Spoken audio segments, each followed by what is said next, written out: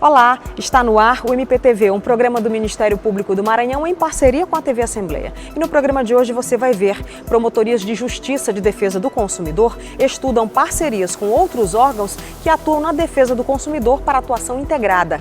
Encontro em Brasília discute possíveis mudanças no Código de Defesa do Consumidor. E ainda, um balanço do trabalho realizado na ouvidoria do Ministério Público nos últimos 4 anos aponta um crescimento de demandas em 2.480%.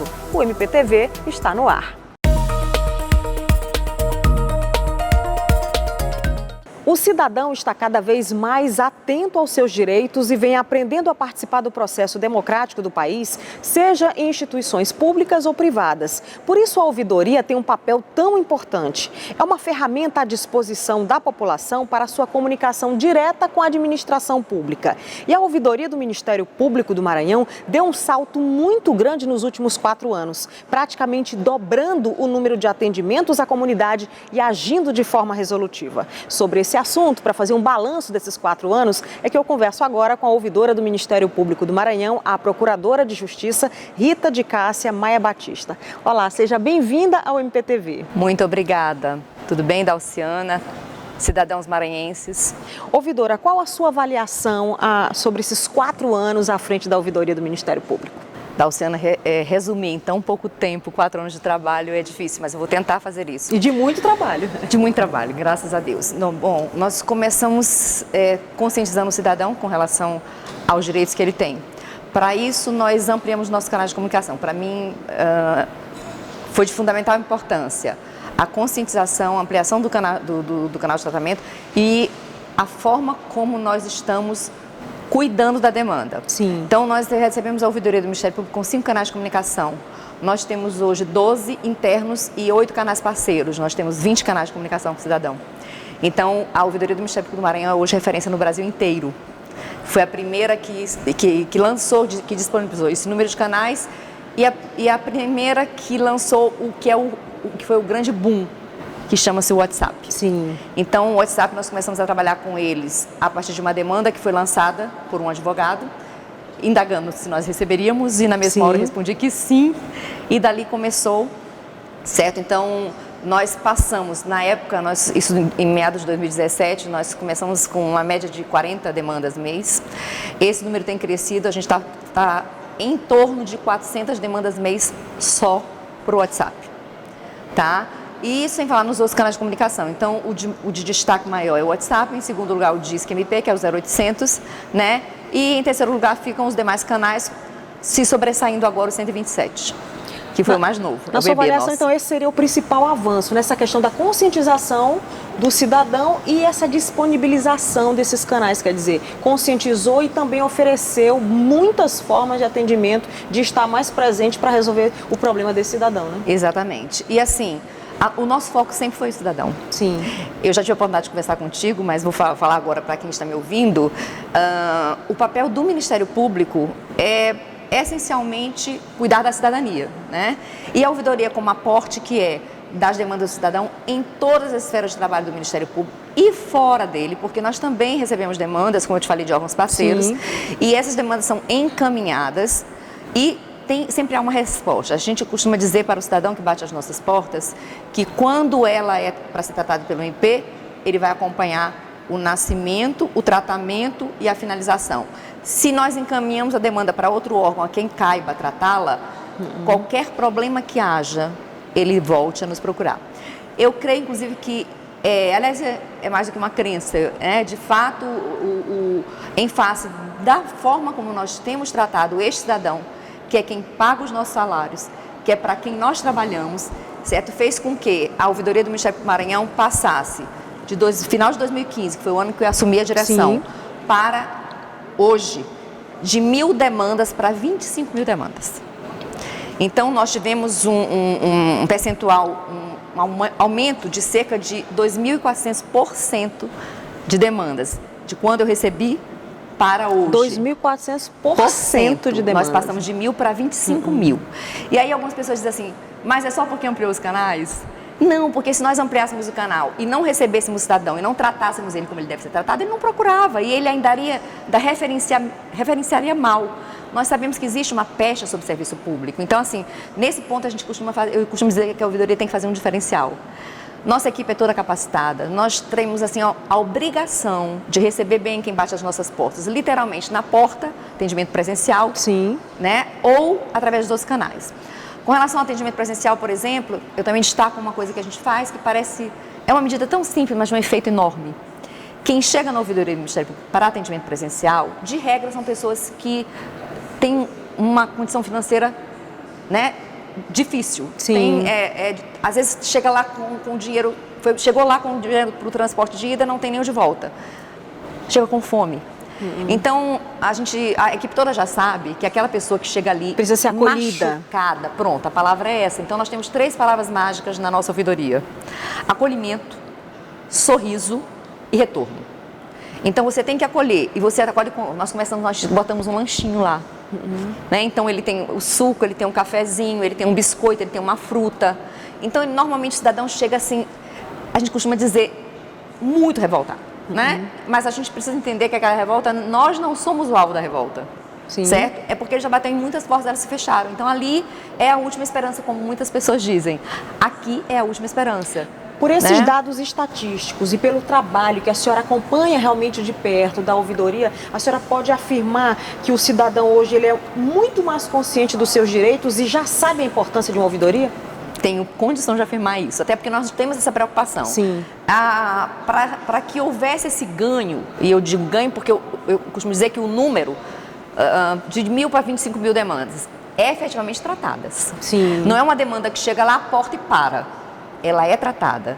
Então, ou seja, ela resolutiva. É aquela que eu te falei, o retorno. Sim. Tem que ter uma solução. Sim. Certo? E é por isso que a gente ganhou credibilidade, porque de fato ali a demanda é recebida, ela é tratada e o cidadão recebe de volta a resposta. Certo? Então, isso tem feito a diferença.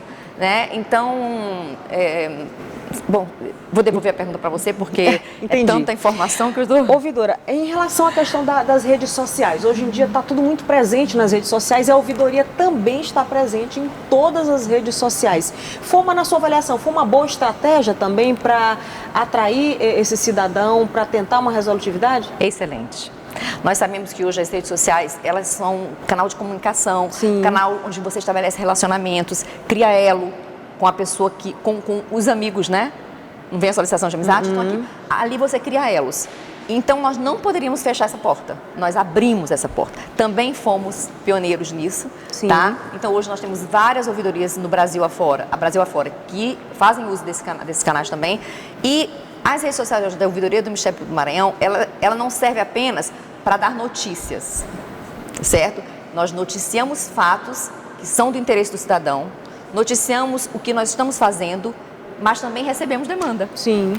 Então, você pode lançar lá no Instagram, no Facebook, no privado, né? A sua demanda, ela vai ser tratada como demandas que entram por qualquer dos canais que nós temos. Então, assim, na verdade, nossas redes sociais, elas têm 2 funções: informar e receber demanda e tratar. Na semana passada, inclusive, houve um ato de divulgação desse trabalho da ouvidoria na Praça Deodoro, no centro da cidade. Qual a sua avaliação a respeito desse momento que aconteceu lá na Deodoro? Olha, primeiro, eu gosto de gente.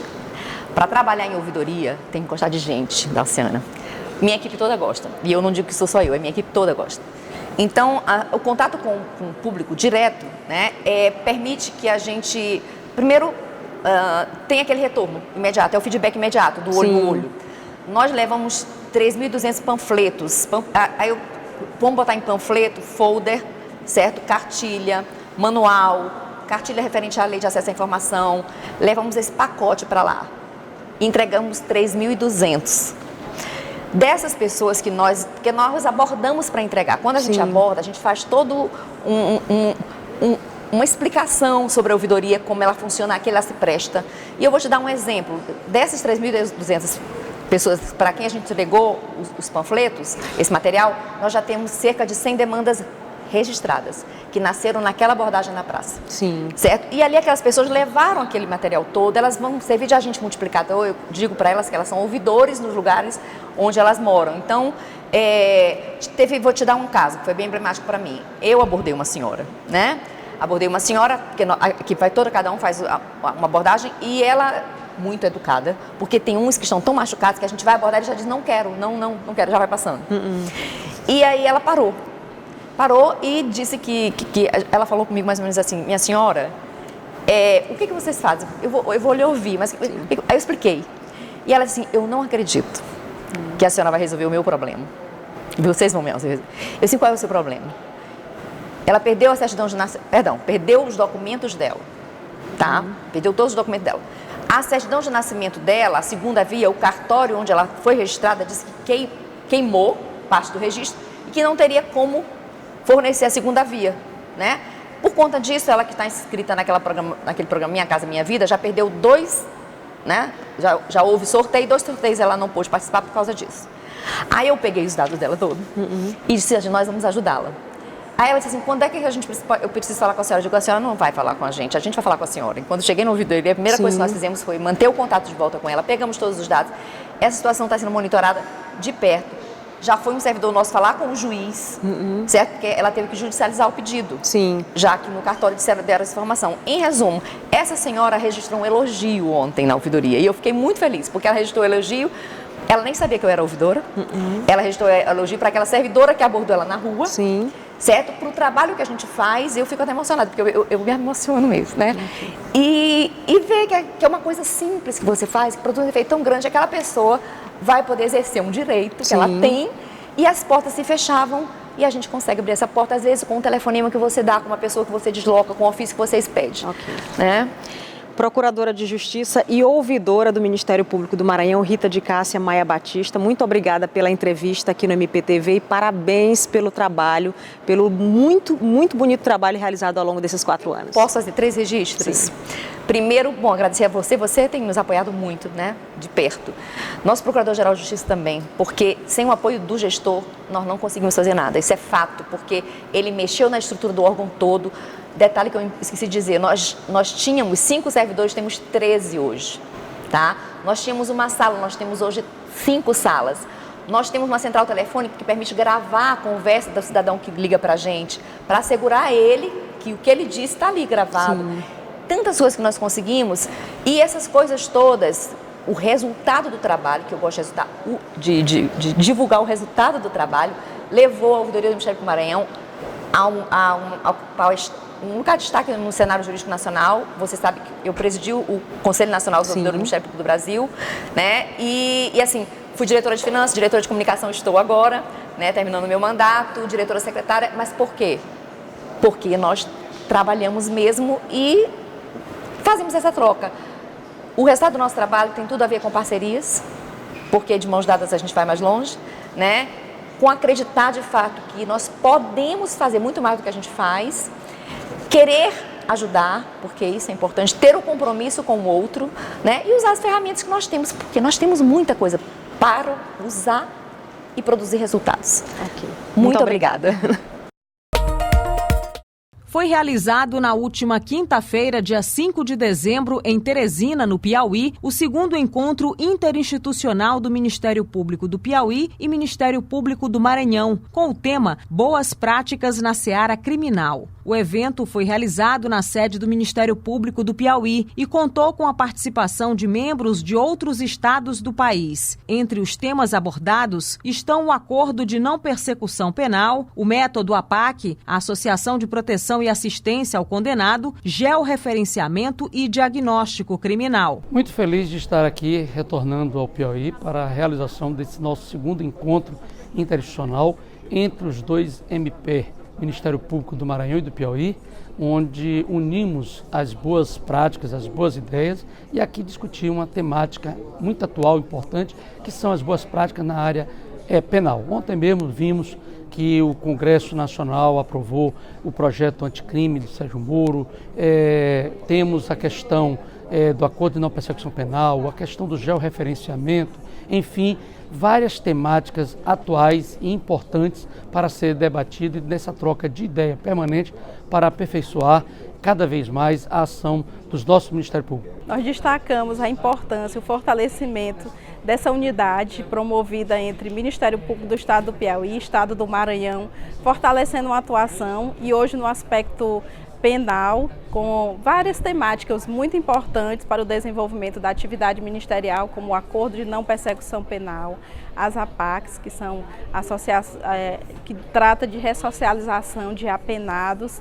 Então, muito importante um trabalho integrado, um trabalho colaborativo, de troca de informações e experiências para cada vez mais o aprimoramento da atuação ministerial em prol da sociedade. Da Administração Superior do Ministério Público do Maranhão, também participou do evento o diretor da Escola Superior. Esse seminário é mais uma iniciativa desse projeto, é o segundo, consolidando essa iniciativa e trazendo boas práticas para que a gente possa identificá-las, aprimorá-las e incorporá-las respectivamente em cada um dos ministérios públicos.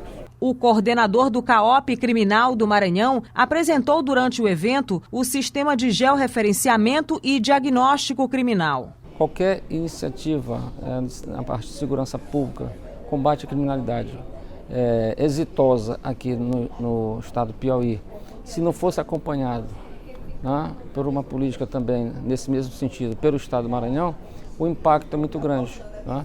Nós temos também os problemas das facções, que elas começam também a ultrapassar nossos limites, né? Tanto a atuação aqui também no estado do Piauí. Então são uma série de assuntos, né, de matérias, de problemas que são comuns aos dois estados, principalmente nessas regiões aqui próximas. Né? E a doutora Luana, desde o ano passado, fez esse contato, né? Fizemos ano passado um evento grandioso aqui no estado do Piauí. Esse ano estão repetindo aqui também por um pedido da nova Procuradora-Geral. O segundo encontro interinstitucional foi encerrado na sexta-feira, com a apresentação do promotor de justiça do Ministério Público do Maranhão, Francisco Fernando, da comarca de Timon, que abordou o método APAC, Associação de Proteção e Assistência ao Condenado. O objetivo, primeiro, não somente de recuperar aqueles que já se encontram, né, no sistema da metodologia APACiana, como ao mesmo tempo ela sopra, né, ventos benfazejos, benéficos para o sistema prisional comum, de modo que já se pode, por exemplo, de maneira muito clara, perceber quanto o próprio sistema prisional comum, os seus agentes penitenciários, já começam a ver de maneira diferenciada os reeducandos, os condenados como reeducandos, né, do sistema prisional. Foi inaugurada na última sexta-feira, dia 6 de dezembro, a nova sede da Promotoria de Justiça de Parnarama, município distante 515 quilômetros da capital maranhense. O evento contou com a participação de membros e servidores do Ministério Público do Maranhão, representantes do Executivo, Legislativo e Judiciário locais, além de lideranças comunitárias e religiosas. O novo prédio segue o modelo padrão das edificações do Ministério Público e possui área construída de 207 metros quadrados, dispondo de recepção, salas de servidores e assessores, gabinete e outros espaços. O Procurador-Geral de Justiça enfatizou sua satisfação em inaugurar mais uma sede de promotoria, a 38ª em 3 anos de gestão. É com muita alegria que nós estamos aqui hoje na cidade de Parnarama, entregando já a 38ª Promotoria de Justiça, construída pelo Ministério Público na nossa gestão ao longo desses 3 anos. O Ministério Público tem como missão, está lá expressa a nossa missão de defender, de servir a sociedade, defender a cidadania e a democracia. Eu sempre digo que a Promotoria de Justiça é a casa da cidadania, é a porta de entrada do cidadão na busca dos seus direitos. Portanto, é para o cidadão que nós trabalhamos e precisamos ter uma sede digna à altura da grandeza dos promotores, servidores e da sociedade de Parnarama. Então, é com muita alegria que nós estamos cumprindo essa nossa missão, essa nossa tarefa de dar condições de trabalho digno a todos os municípios do Maranhão. O titular da Promotoria de Parnarama agradeceu à Administração Superior pela obra inaugurada, que vai beneficiar o cidadão parnamarense. O Ministério Público cada vez mais demonstra o seu protagonismo aqui na comarca de Parnarama. Neste primeiro ano, nós conseguimos, junto à Administração Superior, por exemplo, além dessa nova sede que estamos inaugurando hoje, um carro e um segurança que que traz para a gente mais conforto no nosso trabalho. Com isso, nós conseguimos trabalhar de forma mais efetiva no combate à criminalidade, na efetivação dos direitos fundamentais de Parnarama, executar serviços extrajudiciais, resolução de conflitos alternativos, tudo isso de forma mais eficiente em virtude dos instrumentos que nos foram postos à disposição. No próximo bloco, Encontro em Brasília discute possíveis mudanças no Código de Defesa do Consumidor. É um instante só.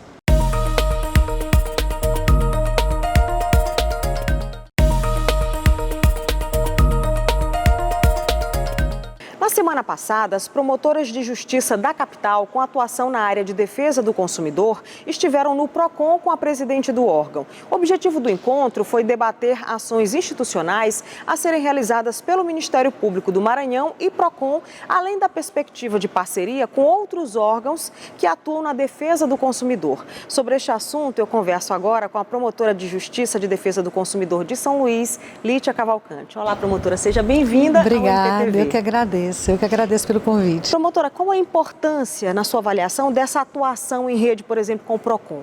Hoje, o Ministério Público ele sempre atuou em parceria com outros órgãos, porque a defesa do consumidor ela não se restringe somente ao Código. O Código, na verdade, ele é como se fosse uma coluna vertebral na legislação da defesa do consumidor. E nós trabalhamos com várias outras legislações que se complementam nessa defesa. A necessidade de vários órgãos, a gente já trabalha de maneira vai acontecendo e a gente vai chamando e vai buscando, mas o PROCON ele tem um papel muito grande, ele tem uma capilaridade muito grande em termos de defesa do consumidor. Então, essa aproximação que houve e que está tendo com um PROCON muito técnico, olhando a defesa do consumidor de uma forma técnica, vai favorecer, principalmente no momento atual que estamos passando. Então, é algo muito preocupante que está ocorrendo a nível nacional e que me preocupa particularmente, que já trabalha há 10 anos na defesa do consumidor, dos movimentos de alteração, inclusive de alteração de retiradas de alguns direitos. Então, essa parceria vem solidificar, vem aumentar essa força que que a gente precisa para a defesa do consumidor. Inclusive, esse tema dessa possível alteração no Código de Defesa do Consumidor esteve nesse encontro anual agora em Brasília, que a senhora pôde participar? Esse encontro, nos anos anteriores, nós nos reunimos sempre. Nós temos uma entidade nacional de Ministério Público, que é a MPCOM, ela engloba o Ministério Público Federal e o Ministério Público Estadual. E tem os PROCONs Brasil, que engloba todos os PROCONs, tem as defensorias e as organizações não governamentais. O que ocorre? Sempre se reúne de 3 em 3 meses no máximo, durante o ano são basicamente 4 reuniões, mas fora isso nós estamos sempre vigilantes. E essa última reunião, assim, o Maranhão foi representado por nós, CAOP, de apoio pelo doutor Nacô, a doutora Lineide não pôde comparecer e a doutora Daltina PROCON Brasil, pelos PROCONs. E assim, o que se observa é um movimento, volto a falar, muito grande. Então, o consumidor ele tem que ter muita responsabilidade na atuação, quando ele demanda um direito.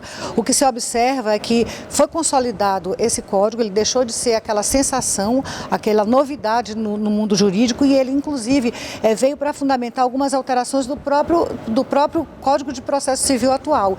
Então, hoje, nós não podemos deixar com que esses direitos que foram tão lutados, tão batalhados por outros no passado, que haja a possibilidade de perdas desses direitos. Então, esse risco é real, né? Isso é real, isso me preocupa. Se você for calcular, o Código de Defesa do Consumidor, ele tem 29 anos, ele já teve mais de 500 projetos de alteração e resistiu, mas agora, nesse momento, existe, e volto a dizer, a demanda consumerista, hoje o novo Código de Processo Civil, ele já prevê que a multa, o outro também já prevê, mas esse mais explicitamente, sobre a litigância de má-fé. Então, o que alega, o que eu vejo é como se houvesse uma vontade de mudar os polos, como se o consumidor ele não tivesse aquele direito, ele estivesse litigando sempre de má-fé, ele estivesse sempre... Então, como se fosse o vilão da história, né? Como se ele fosse o vilão e a empresa fosse a empresa que estivesse naquela situação de emparedamento por conta de um código muito forte. O que, na verdade, a gente tem que tratar a coisa pontual. Existe, sim, demandas onde você percebe que o consumidor ele ou extrapola naquele exercício do direito, feito ou ele realmente, como em todo lugar, existe uma demanda de má fé, demanda de má fé, mas não é o geral, não é o caso. Nós precisamos desse código, esse código ele é muito forte e a gente precisa segurar esse momento de transição, esse momento de discussão e de um governo mais voltado para o mercado, né? A gente precisa segurar esses direitos adquiridos durante esses anos. A senhora mencionou agora há pouco que o nosso Código de Defesa do Consumidor tem 29 anos. É um código atual? Para mim é um código atualíssimo e volto a dizer, o que precisa, o que eu vi ali em Brasília, algumas alegações de litigância, muita litigância de má-fé, o que não é verdade, volto a dizer, é um código atual. Claro que a gente tem aí uma tecnologia que está todo o tempo modificando, mudando e a coisa é bem intensa, a mudança é sistemática, mas o código ele continua atual, tanto que o novo Código de Processo, que é agora, muito recente, 2016, ele simplesmente muitos aspectos do novo código foi abordado, foi incorporado pelas previsões que já tinham no Código de Defesa do Consumidor de 90. Então, quer dizer, é atualíssimo.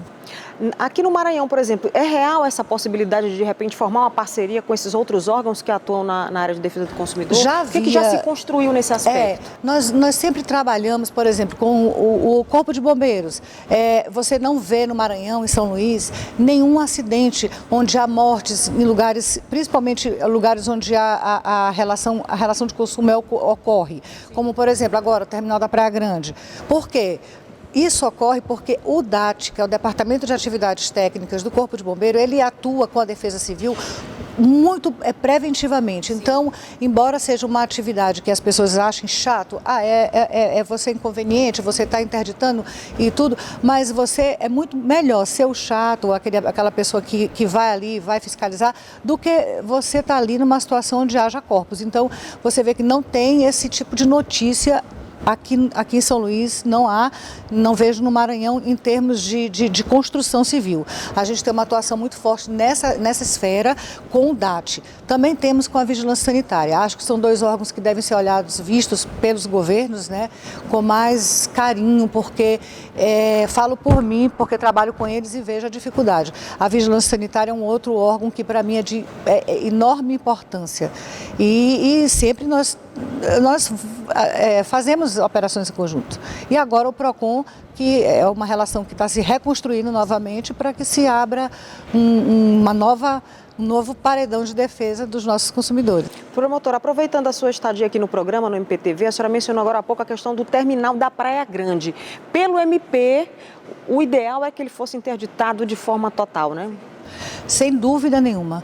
É um terminal que é muito antigo, salvo engano, ele tem mais de 25 anos, 26 anos, ele é muito antigo. Aquela estrutura ali, ela não tem condição de estar ali hoje, a própria engenharia ela avançou muito nesse tipo de material. Ali é um local onde tem vento, tem salitre, tem trepidação de ônibus, é um fluxo muito intenso de pessoas, me parece que são mais de 100 mil pessoas que passam ali por dia, então é muita gente. Ele é um terminal central e muito velho. É muito velho. Então, houve uma demanda que foi judicializada, onde se observa que não foi tratado em nenhum momento nessa demanda, e caiu para mim por distribuição, em nenhum momento foi tratado, não foi nem dito consumidor. Em nenhum momento. Eu li a petição e o que se discutia ali a prefeitura com o consórcio central era só tão única exclusivamente a questão de quem era a responsabilidade de arcar com aquele dano, daquele ônus, né? Não dano, aquele ônus daquela obra.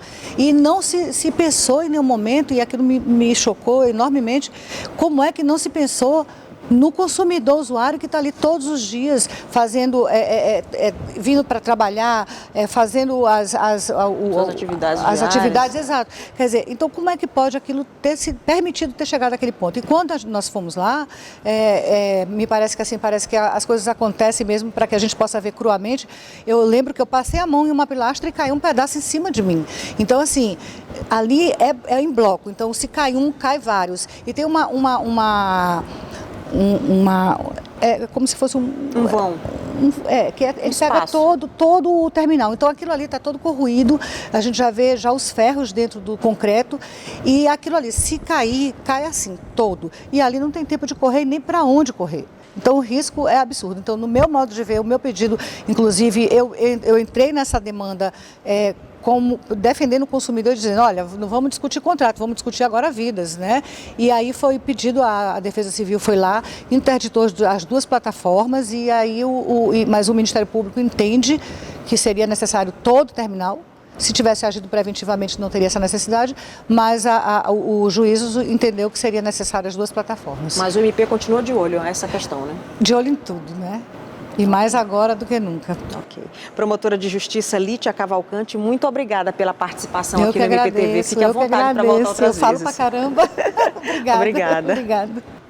O programa MPTV chegou ao final e você pode ficar à vontade para sugerir temas para as nossas entrevistas. Entre em contato com a gente pelo e-mail ascom@mpma ou no nosso WhatsApp 991 14 6529. Fique ligado no MPTV, todas as segundas-feiras às 7h30 da noite, com reapresentação aos domingos 1h da tarde. Até o próximo programa.